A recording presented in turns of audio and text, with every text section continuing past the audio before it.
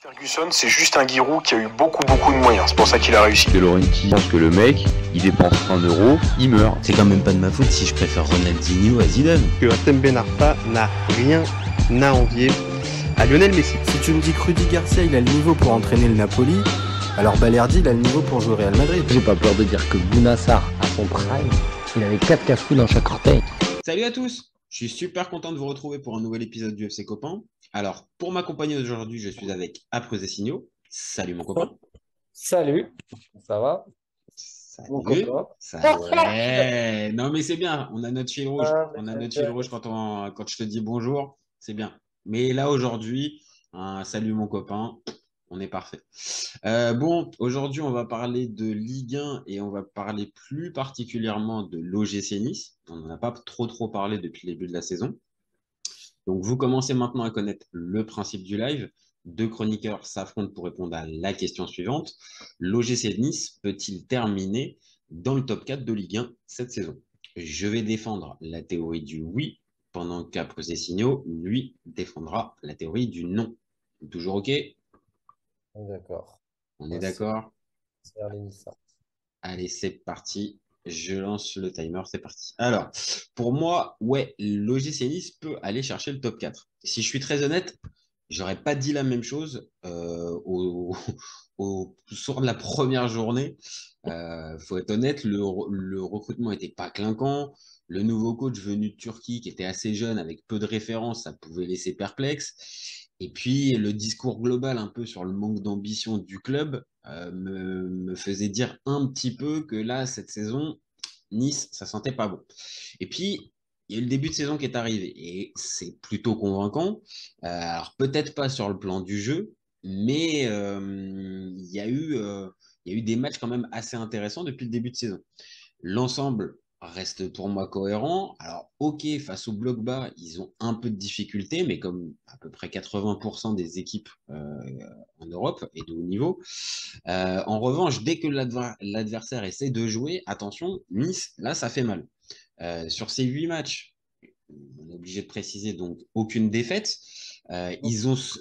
Nice a battu quand même Monaco et le PSG, deux adversaires directs, mine de rien, pour le top 4, et avec des bons joueurs dans toutes les lignes du terrain. Pour moi, ce Nice-là,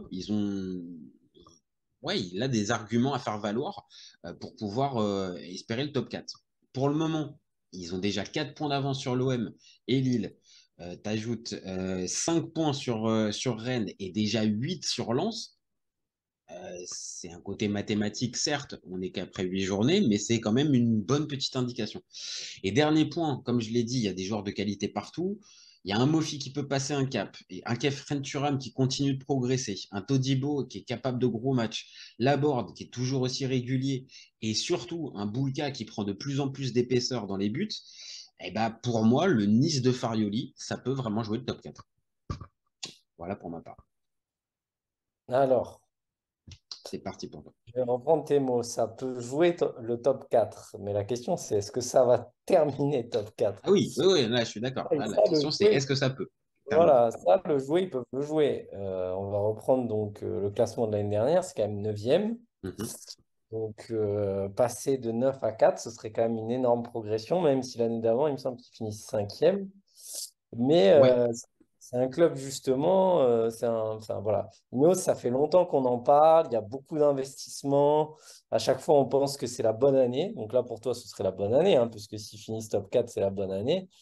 Mais moi, j'ai regardé les matchs. J'ai vu donc les 3 premiers matchs, c'est 3 nuls, hein, puisqu'ils ont fait Mhm. 4 défaites, 4 nuls. Ah ouais, c'est ça. Effectivement, contre les blocs bas. Et franchement, les blocs bas en Ligue 1, il y en a beaucoup. Ils ont beaucoup de mal. C'est 80% des équipes. Non, on va pas se mentir. C'est vrai qu'ils ont fait un gros match contre Paris, mais un Paris qui, pour moi, était pas enfin, qui était encore en rodage. Et après, voilà, ils ont été. Enfin, tu regardes le match, je ne sais pas si on refait 10 fois, s'il y a 10 fois le même résultat. Mofi, il est en feu. Enfin bon, voilà. Je sors ce match qui, pour moi, ils ont fait le match parfait. Mais derrière, contre Monaco, est-ce que tu trouves qu'ils méritent leur victoire? Moi, pas forcément, hein. Je suis pas sûr. Et là, sur les 2 derniers matchs que j'ai vus, contre Brest, Même contre Metz, ils ont galéré. Et si tu veux, je pense ils peuvent finir dans les top 6, arracher la cinquième. Mais je vois pas avec un coach aussi jeune, une équipe qui n'a pas vraiment de taulier, aller chercher la quatrième place, qui est la Ligue des Champions. Et dans ce top 4, tu auras toujours une surprise pour moi, parce qu'il y a toujours une surprise. Et pour moi, ce ne sera pas Nice. Et tu auras quand même certainement Marseille et Monaco sur. Donc voilà, je ne les vois pas quatrième. Ok, ok. Bah écoute, pareil, hein, comme à chaque fois, on a pas mal d'arguments l'un et l'autre pour pouvoir faire le débat. Moi, le premier truc sur lequel je rebondis, c'est le manque d'expérience. Alors, ouais, tu as raison sur tous les joueurs prometteurs et qui sont plutôt bons depuis le début de saison. C'est assez jeune et pour même certains très jeunes. Par contre, tu as quand même un Dante qui t'encadre le tout. Et lui, pour le coup, on va pas pouvoir lui donner le côté pas d'expérience. Donc, est-ce que justement, cette jeunesse dans plein de postes, est-ce qu'elle peut pas aussi être compensée par un Dante qui te tient la baraque un peu? Non, mais quand je veux dire jeune, c'est l'effectif de manière globale. Même le coach, qu'est-ce qu'il a comme référence en Ligue 1? Il arriverait Ah, Ligue directement 1, non, il a rien. Bah, de et même. Turquie, si je m'abuse, là. Si je m'abuse, de Turquie. Mhm, mhm. Le mec, il a 34 ans, il finirait quatrième. Ouais, c'est quand même. Enfin, ce serait magnifique, hein. C'est un peu à l'image de. Mais Lens, avant de finir deuxième comme ils ont fait, ils ont eu une saison où voilà, ils ont pas réussi à avoir la Ligue des Champions, tu vois. Donc là, je les vois faire une belle saison parce qu'ils ont recruté Ghisolfi, là, le mec de Lens, justement, qui pour moi est un gros gars en termes de scouting et qui fait des super recrutements, etc. D'où Mofi, d'où voilà. Même faire revenir Sanson, c'est pas mal. Le projet, il est cohérent, mais je les vois pas arriver direct en Ligue des Champions et même, je pense qu'ils sont pas prêts, hein. Mais c'est mon avis. Pas prêt. Alors, pas prêt. Il y a quelques saisons, on va dire pour les un peu plus anciens, quand ils étaient avec le Stade du Ray et les Et- infrastructures qu'ils pouvaient avoir, ouais, là, tu m'aurais Ils étaient dit. pas prêts même pour l'Europa League. Ouais, tu vois, c'était déjà compliqué. Même, je me rappelle, ils jouaient des clubs chypriotes. C'était compliqué à cette époque-là quand ils arrivaient à se qualifier pour une Coupe d'Europe. Mais là, maintenant, il y a quand même des infrastructures qui sont un peu supérieures. Maintenant, je l'ai dit tout à l'heure, moi, dans mon avis tranché, c'est vrai, le discours cet été avec un peu le manque d'ambition globale, Ils le visent pas en plus, le top 4, hein, je te le bah, dis, hein. c'est ça. On va dire, ça aurait été les saisons précédentes, que ça soit avec Galtier où Ah, ça mais c'est visait. normal, ils arrivent là, Ineos, ils font les fanfarons. Là, deux fois, ils disent on va faire la Ligue des Champions, ils finissent cinquième et neuvième. Donc ils sont un peu calmés, tu vois. Peut-être que oui, oui, peut-être il la joue plus discrète, t'as raison. Et L'année peut-être. dernière, ils l'ont bien ouvert. Putain, ils ont fini neuvième quand même, hein. Non, non, c'est vrai. Et l'année dernière, ça a vraiment été compliqué. Alors, est-ce que l'année dernière, est-ce que c'est vraiment l'année dernière ou la saison avec Galtier, où là, tu sens, il y a quand même des investissements qui sont faits et l'objectif est vraiment celui-là, il n'y a pas de Coupe d'Europe. L'année dernière, il y avait quand même l'arrivée de Favre et Ouais. normalement, on redémarre un projet. Et le projet a vite tourné court. Digard est arrivé et puis l'année dernière, pareil, avec toutes les polémiques. L'année Enfin voilà, la saison dernière, il s'est passé beaucoup de choses du côté de Nice. Donc, est-ce que c'était Là, au suffisant? début, ça flambe, hein. Donc, Ouais, ouais, ouais, enfin, l'année dernière avec Favre, pas tant que ça, hein. Ça a non, pas. Ah, avec Digard, Digard, oui, oui, au il début, y a une ça série flambe, ça fait d'invincibilité, je suis pareil, d'accord. ça fait des matchs en défaite, ça ressemble un peu à Farioli, coach jeune, proche des joueurs, machin. Oui, mais là, alors Ah, là où je t'interpelle, alors je fais pas mon hipster et de toute façon depuis le départ qu'on a lancé cette chaîne, c'est pas l'objectif de se prendre pour des spécialistes qu'on n'est pas. Donc je vais pas te dire que Farioli, j'ai vu tous ses matchs depuis il a commencé à coacher. le N'empêche match, que regarde. N'empêche qu'il y a une chose, c'est que tu vois bien, il y a on va dire une espèce de patte. Tu vois, je vais pas aller te dire que Normal, la pasta, bah, l'italien. non, Pas mais la pasta. dans la manière de voir le football, on est dans un discours tactique beaucoup plus élaboré qu'avec Digard. C'est une Ah bon, réalité. sauf que Digard, Il est pas trop.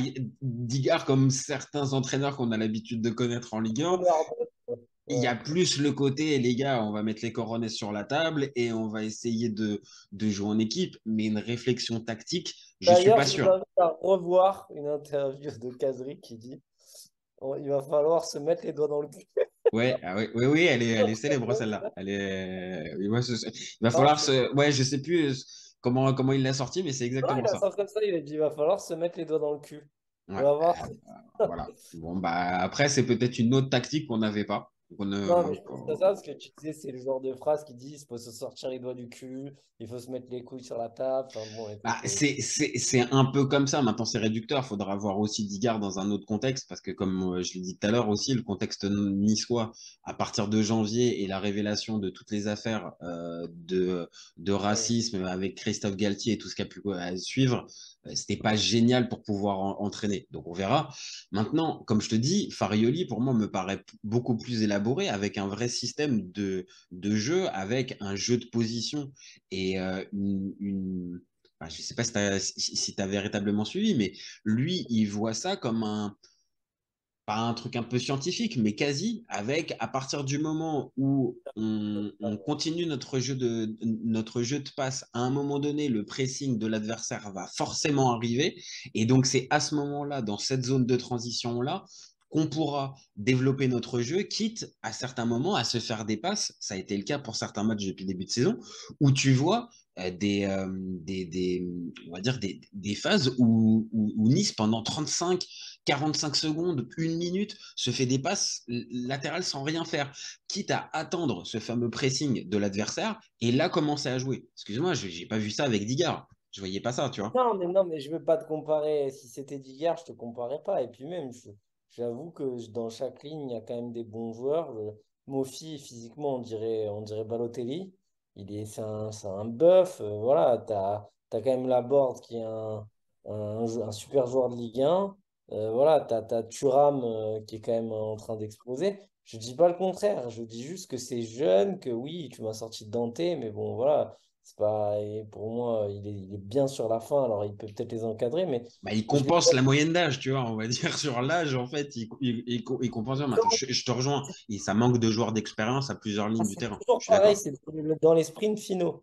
C'est-à-dire que c'est une équipe qui peut être l'équipe de l'hiver, un peu au printemps, et puis d'un coup, quand il commence à y avoir les vrais matchs, et on doit voir vraiment, tu vois, les confrontations, etc., ils peuvent, pour moi, finir au pied du podium, quoi. À l'image d'un Rennes. De toute façon, cette année, on va voir Rennes, ce que va faire Rennes, parce que là, effectivement, l'OM, bon, toi, tu le vois dans les quatre, moi, j'espère qu'ils y seront. Et donc, si on refait les maths, hein, donc Paris-Monaco. Monaco, on les voit vraiment, nous, solides. On se pose même la question de savoir s'ils ne peuvent pas titiller le PSG. Après, on va peut-être se planter, on va peut-être sortir. Hein. Tu sais, ils peuvent finir sixième. Non, mais après, c'est de toute façon un peu le charme et de cette Ligue 1 qui reste très indécise. Et même là, après 8 journées, bah, il y a beaucoup, beaucoup de scénarios qui sont possibles, que ce soit pour le top 4, voire Ah, même, tu viens de le dire, l'incertitude après 8 journées pour le titre. Est-ce que véritablement le PSG va être champion à coup sûr? Bah, on en est à se poser un petit peu la question. Donc forcément, de l'autre côté, le fameux top 4, les fameuses tendances, on le voit bien, week-end après week-end, ça peut changer. En deux, trois matchs, tu peux te retrouver dans la bonne zone. Et c'est aussi le charme, mais aussi peut-être le handicap de cette Ligue 1, où ça manque clairement de locomotive, de valeur sûre. Pour l'instant, voilà, il y a qu'une seule équipe invaincue, et c'est ce dont on parle, c'est Nice. Sinon, tout le reste, toutes les autres équipes de Ligue 1 ont déjà perdu une fois au minimum en Ligue 1. Ça montre bien qu'il n'y a pas de véritable locomotive cette année. l'année dernière, en tout cas, je suis d'accord avec toi, mais l'année dernière, si on prend le classement, c'est Paris, Lens, Marseille, Rennes, d'accord? Mhm. Donc, c'est-à-dire que aujourd'hui, tu as Monaco qui vient jouer les troubles-fêtes, peut-être. Nous, on les voit pour le titre, mais s'il faut, voilà. En tout cas, pour moi, ils seront dans les quatre. Et là, après, tu as deux places pour trois équipes minimum. C'est-à-dire que tu as cette fameuse. Allez, ouais, tu as Lens, donc tu as Lens, Marseille, Rennes et donc Nice. Tu vois ce que je veux dire? Ouais, Et c'est ouais, après, il y a le LOSC aussi, il y a le LOSC aussi, mais tu as raison, c'est très irrégulier depuis le début de saison, donc difficile de 4 les équipes imaginer en dans deux le top 4. places et tu comptes même pas une surprise parce que parfois il y a une surprise. Bah, Donc, Reims qui peut ressembler à cette surprise. On a parlé récemment aussi sur la chaîne de Montpellier aussi, qui pourrait être une surprise, mais voilà, il n'y a aucune certitude dans ces équipes-là pour pouvoir, bah, moi, même ne sur ces serait-ce que le deux top places 6, qui t'en restent, es même pas sûr. Donc, sur ces deux places qui restent, je vois soit Lens, soit Rennes, soit Marseille occuper ces places-là. Je ne vois pas Nice. C'est-à-dire sur ces deux places, je vois trois équipes là. Je ne peux pas te dire ça va être l'OM sûr. Lens non plus. Je pense qu'ils vont peut-être sortir. Rennes, ils vont peut-être finir par y arriver quand même.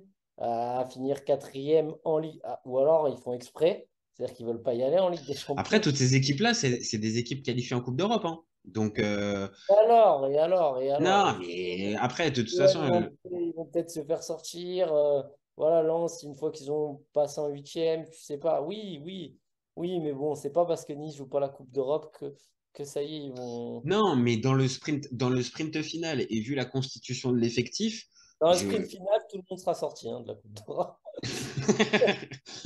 Bon, là, je crois que là, par contre, le tacle, il était certes glissé, mais par contre, il y a un côté un peu Nesta dans ton tacle, c'est que oui, ça, c'est un peu la vérité. Il y a de fortes chances pour qu'au mois d'avril-mai, bon, bah, il n'y ait plus grand monde de concernés dans le fameux sprint final. Je peux te rejoindre. L'année Mais dernière, actuellement, c'est le cas. Enfin bon. moi, je parlais de ça plus, on va dire, dans toute cette période avant le fameux sprint final où tu peux perdre des points, tu le sais, avec l'enchaînement du match le jeudi ou du match le mercredi et le match Mais c'est du incertain. dimanche. C'est ce que je veux dire, c'est Et qu'on peut pas Nice, commencer Nice, à eux, prendre des photographies. Tu l'aurais fait? Voilà, je vais te demander en toute honnêteté. mhm, mhm. Est-ce que tu aurais fait ce débat si Nice n'avait pas fait ce bon début de Ah, saison? mais et de une, j'ai répondu dans la vie tranchée et dès le départ, si je suis très honnête, dès le Il y a départ, trois nuls, voilà. je les voyais pas. Et même avant, on va dire au début août, quand la saison reprend, je les vois pas du tout comme un challenger possible, même pour le Parce top que 6. Vraiment, tu vois, je Benjamin, suis très honnête. Mais, vous mais allez de ce que regarder je les vois vidéos. et de la dynamique qui peut commencer à découler, ouais, on est obligé de voir qu'il y a quelque chose de positif qui se met en place. Être invaincu, c'est peut être anecdotique, mais n'empêche, c'est pas rien non plus. Surtout quand je te dis, Voilà. tu as joué Monaco et le PSG en ce début de saison. On est à 4 nuls. Hein. T'as Enfin, 4 nuls, je suis d'accord. Je suis d'accord. C'est pas un parcours impressionnant, mais c'est un parcours qui peut laisser augurer d'un top 4 en Ligue 1. Tu vois ce que je veux dire? C'est pas interdit d'y croire. et vous le mettrez en commentaire, mais le problème, c'est qu'avec la Ligue 1, on a vite fait de passer pour des cons dans l'analyse, dans le sens où on prend des photographies et on est dans la vérité du moment. Et s'il faut, voilà, Nice, tube de l'été, tube du printemps. Et dans 6 mois ou dans 3 mois, pareil. Monaco, on dit, ah, ils seront deux. Est-ce qu'ils vont jouer là? On fait un débat, est-ce qu'ils vont être champions? S'il faut, ils finissent cinquième. Enfin, tu sais très bien comment c'est la Ligue 1. C'est-à-dire qu'on ne peut pas prendre des photographies et dire, voilà, aujourd'hui, on est en octobre. Enfin, s'il faut, Nice, ils finissent neuvième.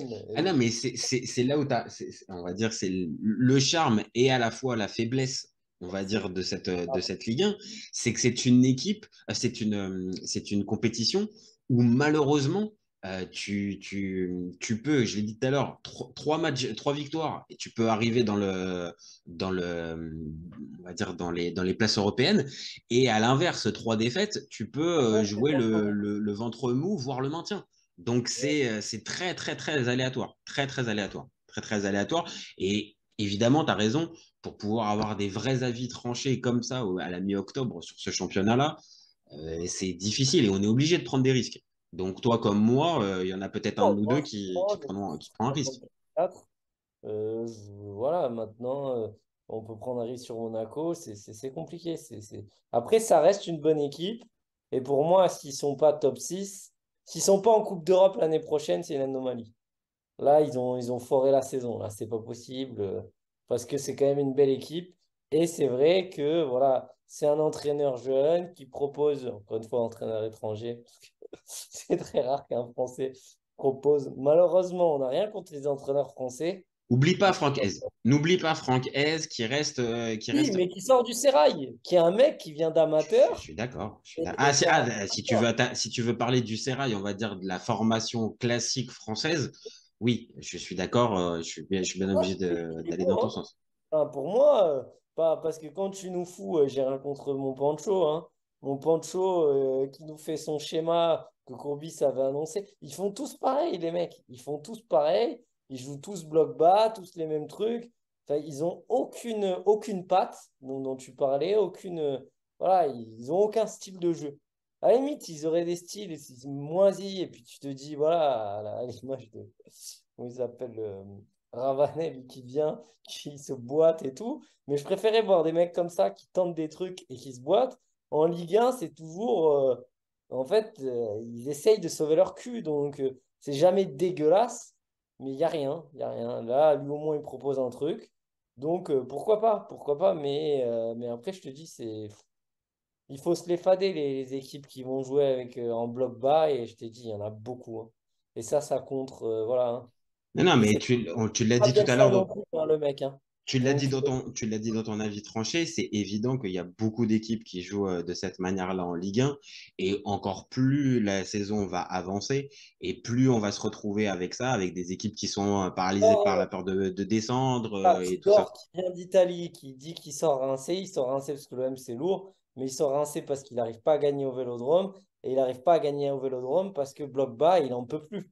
C'est ça qui l'a bouffé, hein, Tudor, parce que rappelle-toi de ses stats, sinon il peut jouer presque il peut être champion, hein, Tudor, hein. C'est ça qui est fou, hein. Tu t'en rappelles? Enfin, Ah ouais, ouais, non, non, je suis d'accord. C'était cette fameuse intensita que tu il a répètes. halluciné, ouais, mais il a halluciné de ça. Donc l'autre, Farioli, il va peut-être Ouais, aussi mais un est-ce que ça mériterait peut-être un débat? Est-ce que sur cette, est-ce que sur cette interview, il l'a pas un poil surjoué? Le côté, Ouais, mais c'est revenu souvent et on est allé voir les matchs, toi et moi. Et franchement, là, Nice, ok, ils jouent un peu, mais maintenant, tout le monde voit qu'ils font ça. Ils vont tous les attendre, hein. Ils vont tous les attendre en bas, ça y est. Et les autres, ils vont faire des séances vidéo et hop, c'est tout, c'est insupportable, hein. Si Nice, ils commencent à avoir un petit peu, voilà, le vent en poupe, tu sais très bien comment ils vont jouer les équipes contre eux. Donc, non, non, sur ça, je suis d'accord. Maintenant, on l'a vu. S'il y a des équipes qui jouent un minimum en Ligue 1, et encore une ouais, fois, il y en a quelques-unes, là, par contre, ça peut faire des étincelles. Et je pense précisément au prochain match des Niçois contre l'OM de Gattuso, ça, ça va. je pense, va pas rester, bah, comme on vient de le dire, en bloc bas à attendre. Non, ça va être un match à but, je pense, à la. C'est ça, et c'est aussi en ça que je parle de ce. J'ai envie de défendre aussi Nice, parce qu'il y a certes, on va dire, cette idée tactique, il faudra voir jusqu'où ça les mène, mais que dès que l'équipe va jouer en face, eh ben oui, là tu vois une équipe, pareil, qui va pas attendre dans ses 20 mètres et qui va faire bloc bas. C'est pas du tout ce qu'ils ont fait contre le PSG, un peu plus. Je te l'accorde contre Monaco, où là vraiment. Et en plus, ils sont portés par vraiment de la chance, les pénaltys et tout ça. Vraiment, Ouais. je suis d'accord, c'est réussite maximum. À Mais, l'opposé, mais dans l'esprit, ça joue quand même, encore une fois, un minimum. Et je pense qu'avec la, on va dire la saison, si elle se poursuit là, pareil, avec des résultats plus ou moins positifs, tu peux très vite commencer à entretenir la flamme dans l'effectif. Tu vois, et les gars commencent à s'y prêter, à y croire. Et si la concurrence, comme on vient de le dire depuis tout à l'heure, elle continue de de passer un peu à côté, un peu au travers, bon bah voilà, tu l'as ta réponse, hein. Nice, ils vont pouvoir jouer le top 4. ni ça, hein. Non, mais après on l'a dit aussi tout à l'heure. T'as Et acheté ça le nous. maillot, hein. T'as dit quoi? T'as acheté le maillot et l'écharpe, moi. Écoute, je sais pas. Comme ça, tu seras bien. Putain. Et après, Toulouse. Et attends, on en ratera un. Tu vas nous supporter tous les clubs du Sud. Le mec, Mais bien sûr, mais bien sûr. Écoute, après Montpellier, Toulouse, Marseille. Bon, Nîmes, mais ils sont pas là. Mais Ah non, non, non, non, non. Et puis là, je te rappelle que moi, j'habite à Montpellier, donc va pas faire d'impair, hein. Moi, mais bon, ton pote TJ, c'est un vrai Nîmois qui Ah non, fait non, pas. non, non, non. Ah, t'es un malade. Ouh là là, mais t'es un fou furieux, t'es un fou furieux. TJ, alors TJ, il est passé à Nîmes, mais c'est un pur Montpellierin formé à Ouais, bah alors Montpellier. qu'est-ce qu'il faut à Nîmes alors? Mais parce que justement, à ce moment-là, Pas à Nîmes, hein. il est parti de Montpellier et il a bifurqué. Il a bien fallu qu'il continue Ouais, sa mais bon, carrière. Et après, dès qu'il y a eu la possibilité d'aller à Mont, rivalité, le mec il va au club. Bon, bref, allez, on se refera un débat sur TJ. Mais ça va nous laisser, ouais, ça pourra nous laisser un bon truc pour TJ. Non, mais tout dernier point, c'était sur ça que je voulais conclure avant oui, de conclure notre débat. C'est Mofi, c'est juste de dire que est-ce que ça peut peut-être être le facteur X pour pouvoir. erreur, mon fils. Ouais, ouais, ouais, Bah, facteur. Je sais pas, mais en tout cas, c'est vrai que putain, je le regrette, hein. Je sais pas, ils auraient le dû. supporter marseillais que tu es regrette Mofi. Franchement, ouais, ils auraient dû, je sais pas, lui filer une caisse de billets à mettre dans le jardin enterré. Je sais pas. Oh là là, Christophe Robert et Bernard Tapie. Voilà. Attention, là, Mais tu fais des non, mais références là. ouais, ils auraient dû lui filer un truc pour qu'il vienne. Il a choisi Nice, l'OM. Excusez-moi, les Niçois, j'ai rien contre vous. Non, mais c'est vrai que ce mouvement, Mais il était voilà. étrange quand on sait, on va dire, les ambitions des deux clubs et le choix de Mofi à ce point-là Après, il de a suivre. raison, hein, peut-être si après il veut aller Après, on connaît pas les commissions, les trucs, les machins. Mais putain, ouais, mon fils, c'est gros recrutement, ça va.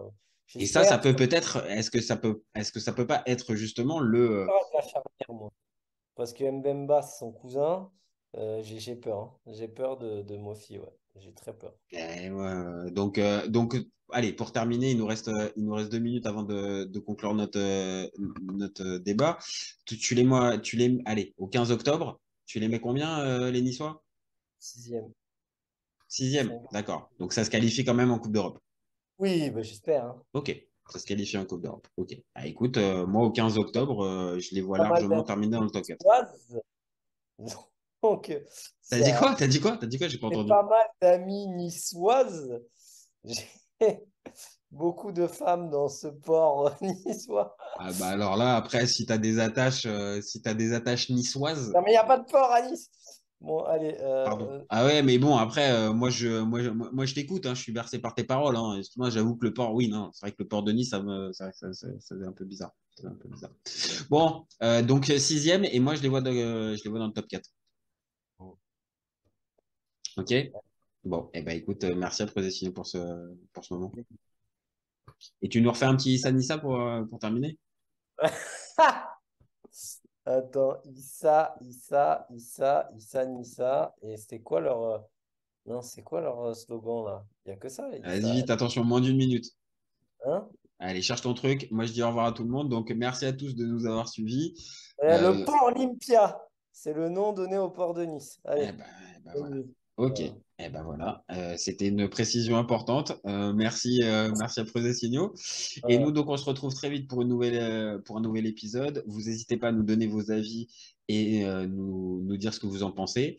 Et vous gardez en tête qu'on est ouvert toute l'année. Ciao les copains. Ciao. Je peux dire au revoir, hein. Ah, pardon, ciao. Bye, ciao.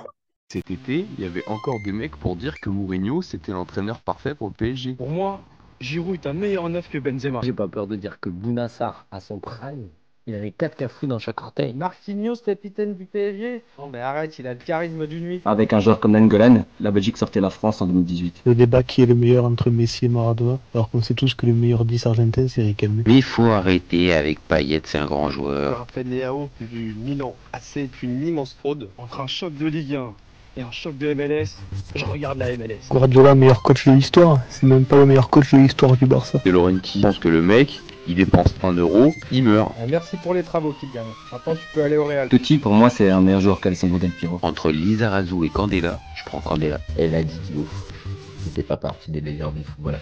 Si t'enlèves le championnat anglais, allemand, espagnol, italien, portugais, lituanien, la Ligue 1 c'est le meilleur championnat européen.